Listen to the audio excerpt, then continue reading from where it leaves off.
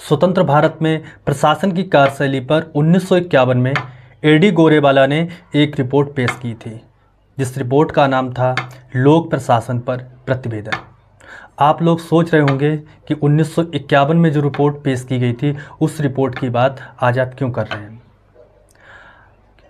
उस रिपोर्ट की बात आज करने की इसलिए ज़रूरत पड़ रही है क्योंकि उत्तर प्रदेश में जो 69,000 शिक्षक भर्ती में जो गड़बड़ियाँ हुई हैं, जो विसंगतियाँ हुई हैं, वो अस्पष्ट ब्यूरोक्रेसी और भ्रष्ट राजनीति की वजह से हुई हैं। इस बात की जिक्र उस रिपोर्ट में 1951 में इस तरह की बातों को कहा गया था कि कोई भी लोकतंत्र स्पष्ट, कुशल और निष्पक्ष प्रशासन के अभाव में वो सफलता प्राप्त नहीं कर सकता है जो सफलता एक लोकतंत्र प्राप्त करता है। उत्तर प्रदेश में 69,000 शिक्षक भर्ती में यही हुआ। ब्यूरोक्रेसी ने ऐसी चालें चली, राजनीति में ऐसा भ्रष्टाचार गढ़ा गया कि शिक्षक भर्ती ही पूरी बवाल में पड़ गई। 4 साल से देखा जाए तो कोई तो नौकरी कर रहा है, कोई बेचारा उसके लिए धरना प्रदर्शन कर रहा है। अब जब हाई कोर्ट का फैसला आया है जिसमें कहा गया कि जो पहले की लिस्टें हैं उन लिस्टों को रद्द किया जाए, नई लिस्टें जारी की जाएं। अब इसमें 2 चीज़ें देखने वाली हैं कि जो बेचारे 4 साल से नौकरी कर रहे हैं, जिन्होंने कोरोना के टाइम घर घर जाके वैक्सीन लगवाई, उनका तो कोई दोष नहीं था, उनकी नौकरी जाने का खतरा है। दूसरी चीज़ ये है कि अगर ये चीज़ें ब्यूरोक्रेसी में बैठे अधिकारी ना करते, राजनीति में ये लफंडर ना करते, तो ऐसी स्थितियाँ क्यों बनती। और देखने वाली बात उनकी भी है जो 4 साल से बेचारे परेशान हैं, धरना प्रदर्शन कर रहे हैं, अब जाके उनको सहूलियत मिल रही है। तो ये सब चीज़ें जो गढ़ी जा रही थी, 4 सालों से ये सब चल रहा था, वो क्यों चल रहा था। तो आज की वीडियो में हम बात करेंगे कि जो 69,000 शिक्षक भर्ती में जो विसंगतियाँ हुई हैं, 69,000 शिक्षक भर्ती के जो जड़ है, जो लड़ाई, असली समस्या क्या है, उस पर आज बात करेंगे।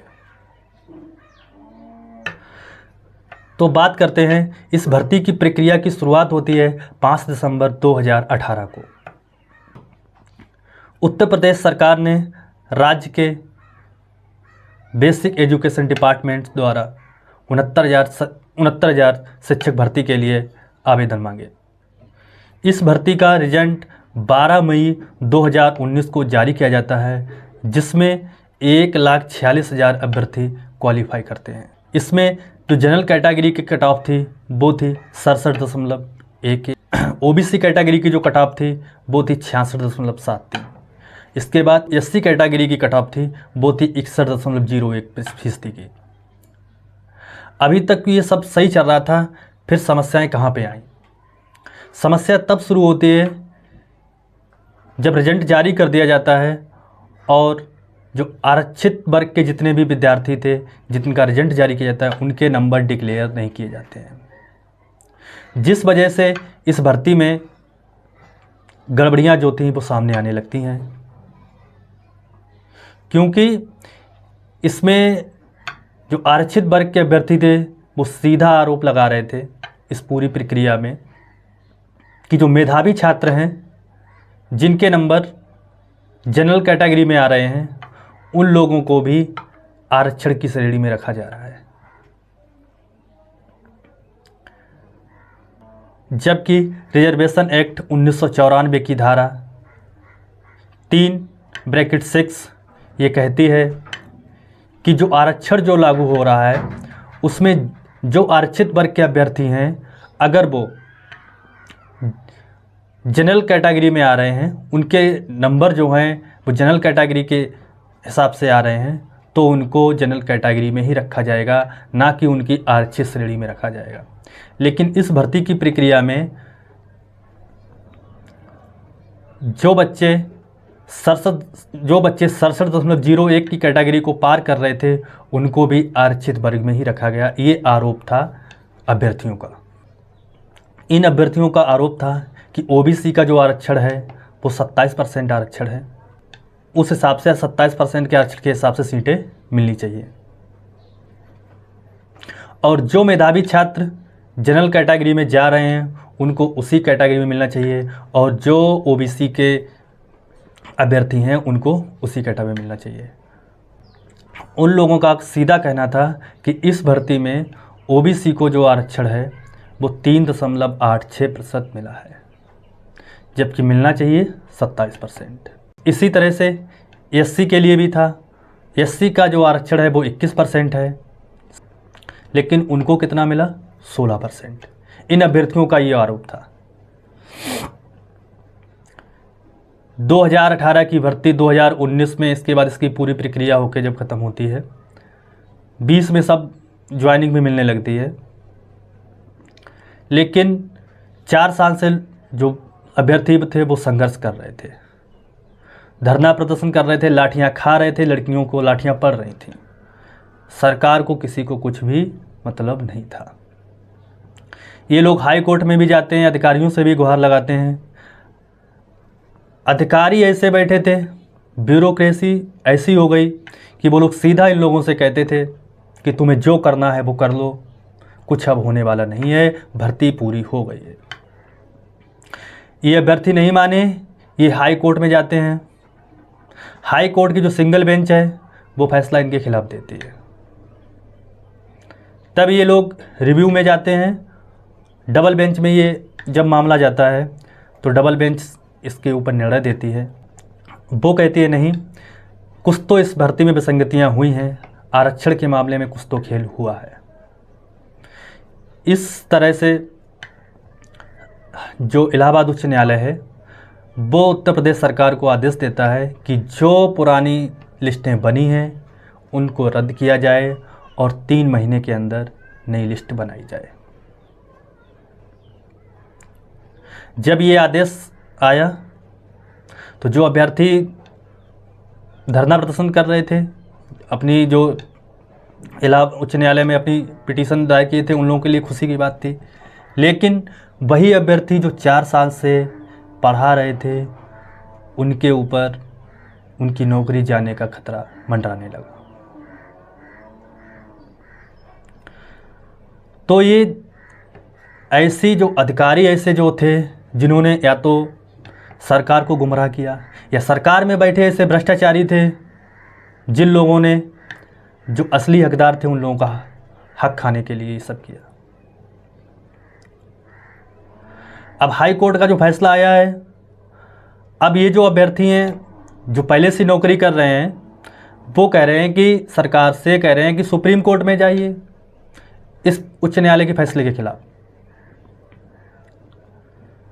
तो सरकार ने अभी जो खबरें निकल के आ रही हैं कि मना कर दिया है कि सुप्रीम कोर्ट में नहीं जाएंगे। इसका एक सीधा कारण है कि सरकार अब कोई रिस्क मोल लेना नहीं चाहती है। आप किस कैटेगरी के हैं, आप किस समुदाय से हैं, सरकार को इससे कोई लेना देना नहीं है, क्योंकि सरकार को 2024 का इलेक्शन हुआ लोकसभा का, उससे सीधा संदेश चला गया है कि अगर ओबीसी एससी के साथ छेड़खानी हुई तो सरकार टिक नहीं पाएगी। सरकार को यही डर है, उत्तर प्रदेश की सरकार को, अगर सुप्रीम कोर्ट के में चले गए तो फिर ये सीधा जाएगा, ओबीसी एससी में सीधा सा संदेश जाएगा कि सरकार जो है वो इन लोगों के खिलाफ है। और सरकार इनकी किसने बनाई है? ओबीसी एससी की वजह से। तो सरकार सुप्रीम कोर्ट में नहीं जा रही है। और आज की स्थिति ऐसी बनी है, आज की बेरोजगारी इतनी ज़्यादा है पूरे देश में कि जिसके ऊपर कुछ बात करना ही बेकार है। जो 4 साल से नौकरी कर रहे थे अब वो बेरोजगार हो जाएंगे, चाहे किसी भी जात के हों, किसी भी समुदाय के हों। बेरोजगारी हर समुदाय में, हर जात में एक विकराल रूप ले चुकी है। चाहे किसी भी पार्टी को कोई भी सपोर्ट करता, उससे कोई लेना देना नहीं है, बेरोजगार तो ये भी लोग होंगे। लेकिन इन राजनेताओं ने खेला किसके साथ? हम सबके साथ खेला। इन राजनेताओं के, इन अधिकारियों की वजह से उत्तर प्रदेश में ऐसी स्थिति बन गई है कि लोग अगड़ा बनाम पिछड़ा में आ गए हैं। लोग गालियां दे रहे हैं एक दूसरे को। लखनऊ में एक तरफ थे वो लोग आरक्षित वर्ग के अभ्यर्थी जिनके पक्ष में फैसला आया था, एक तरफ वो लोग थे जो नौकरी कर रहे थे, दोनों आमने सामने टकराव की स्थिति। इस स्थिति को पैदा किसने किया? इस भ्रष्ट सरकार ने। इन लोगों ने दूसरों के जो भावनाओं के साथ खेला, अपनी सिर्फ राजनीति के लिए।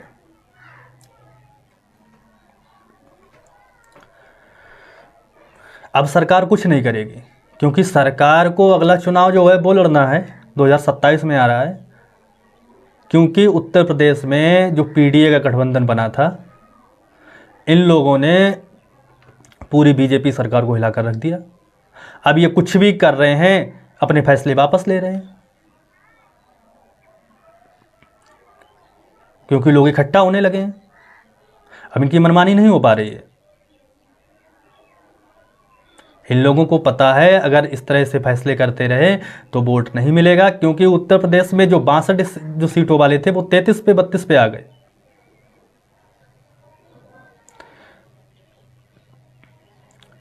जैसे ही लोगों को पता चलेगा उनके जो उनका हक है वो कौन खा रहा है, तो जाहिर सी बात है लोग इकट्ठे होंगे। और सरकारों का क्या है कि पहले तो जात के नाम पे लड़ाओ, फिर धर्म के नाम पे लड़ाओ। जो तुम्हारी मूल चीजें हैं, जो मूल आवश्यकताएं हैं, उनके ऊपर कोई ध्यान ही नहीं रहेगा। पुलिस की भर्ती में 60,000 की वैकेंसी आती है, उसमें 50 लाख फार्म पड़ जाते हैं। बेरोजगारी कहां पे है? सारी सीमाएं पार कर चुकी है बेरोजगारी, क्योंकि हमें अपनी मूल आवश्यकताओं से मतलब ही नहीं है। हमें तो मतलब केवल अपनी जात से, अपने धर्म से है। राजनेता क्या कर रहे हैं, वो कैसे खिलवाड़ कर रहे हैं, उससे किसी को कोई मतलब नहीं है। इसलिए सरकारें डर गई हैं। इसीलिए अभी जो यूपीएससी में जो लेटरल एंट्री के माध्यम से जो भर्तियां होनी थी, सरकार को वो नोटिफिकेशन रद्द करने पड़े, क्योंकि सरकारी जो भी भर्तियां होंगी उसमें आरक्षण होगा, लेकिन लेटरल एंट्री के माध्यम से किसी में कोई आरक्षित वर्ग के लिए कोई व्यवस्था ही नहीं थी। उस चोर दरवाजे से जो भी लाते हैं उनको बस वहां पे बैठा दिया जाता है। और किन पदों पे? निदेशक के पदों पर, सचिव के पदों पर। ये तो पहले देखो, 2018 में इन्होंने किया था, बिठाया था। अब ये कह रहे हैं कि नोटिफिकेशन हमने रद्द कर दिया है, क्योंकि हमको एक जो सामाजिक सरोकार है उससे मतलब है, सामाजिक व्यवस्था बनानी है, हम बहुत ही हितैषी हैं। 2018 में कहाँ गए थे? तब क्यों नहीं किया था? क्योंकि तब तो तुम मजबूत थे केंद्र में ना, स्पष्ट बहुमत में थे। कुछ भी विरोध करता, हमें कोई मतलब ही नहीं है। लेकिन अब जो सरकार है वो दो लोग चला रहे हैं, दो लोगों के ऊपर चल रही है। एक नीतीश कुमार जेडीयू के, और टीडीपी के चंद्रबाबू नायडू। अगर आप कुछ भी करोगे, ये समर्थन वापस लेंगे, सरकार गिर जाएगी। इसलिए आप हितैषी बन रहे, इसलिए आपने नोटिफिकेशन रद्द कर दिया। इसी वजह से उत्तर प्रदेश सरकार सुप्रीम कोर्ट में नहीं जा रही है। नहीं तो ये लोग मान जाते हैं। लेकिन इनके अधिकारीगण भड़का रहे हैं अभ्यर्थियों को। वो कह रहे हैं नहीं, सुप्रीम कोर्ट में जाओ, ये भर्ती टल जाएगी, ये प्रक्रिया टल जाएगी आगे के लिए, 2-4 साल फिर टल जाएगी। तो ये जो खेल खेला जा रहा है, जो ब्यूरोक्रेसी और जो भ्रष्ट राजनेताओं के द्वारा, ये खेल बहुत ही खतरनाक है। ये लोगों को समझने की ज़रूरत है। ऐसी एक भी भर्ती नहीं हो पा रही है जो पूरी सही तरह से हो जाए, कहीं ना कहीं उसमें झोल जरूर होगा। इसीलिए इतनी बेरोजगारी फैली है। वो आए थे 2 करोड़ रोजगार का वादा करके, कितना रोजगार मिला? नई पीढ़ी पढ़ के आ रही है, जो पीछे के हैं वो पढ़े हुए हैं। जब वैकेंसी नहीं है तो लगेंगे कहाँ से?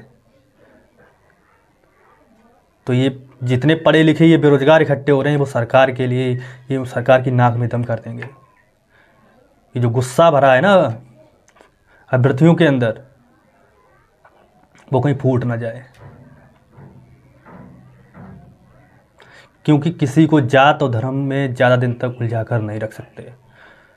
जब लोगों को भूख लगेगी तो वो रोटी मांगेंगे, और रोटी तभी मिलेगी जब लोगों के पास पैसा होगा, जब रोजगार होगा। केवल बातों से कुछ नहीं होगा।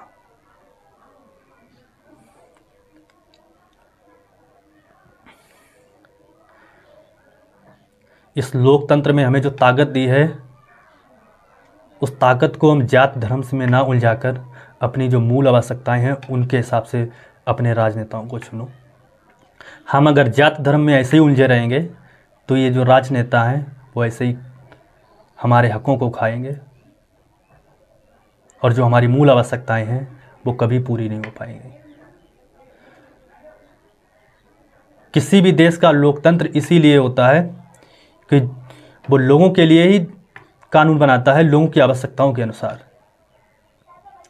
उसी लोकतंत्र के लोग जब जात धर्म में अटके रहेंगे तो इन राजनेताओं को मौका मिलेगा भ्रष्टाचार करने का, पैसा बनाने का, अपनी पीढ़ियों को इस साथ साथ इनकी पीढ़ियां अगर कुछ भी ना करें तो भी एक इन राजनेताओं की पीढ़ियां आराम से बैठ के खाएंगी। इन्हें मौका कौन दे रहा है? हम ही आप लोग, क्योंकि हमें खुद किस में उन्होंने उलझाया है? जाति और धर्म में। अपनी रोटियां सेक रहे हैं। तो इस चीज़ को समझो, इस चीज़ पे ध्यान दो कि चुनाव के समय में हमें जात धर्म ना देखकर हमें अपनी जो मूल आवश्यकताएं हैं उनको देखना चाहिए। हमें रोजगार मिल रहा है कि नहीं, हमारे घर में रोटी बन रही है कि नहीं। जात धर्म का झंडा उठाकर हम क्या करें? जात धर्म का झंडा उठा लेंगे अगर हमारे घर में सब चीज़ें सही होने लगें। पहले तो हमारी मूल आवश्यकताएं तो पूरी हों, सरकार इनको तो पूरा करे। अगर इनके ऊपर जब बात कर दो कि सरकार कहेगी अरे नहीं नहीं तुम तो धर्म विरोधी, राष्ट्र विरोधी, तो इस चीज़ को समझो।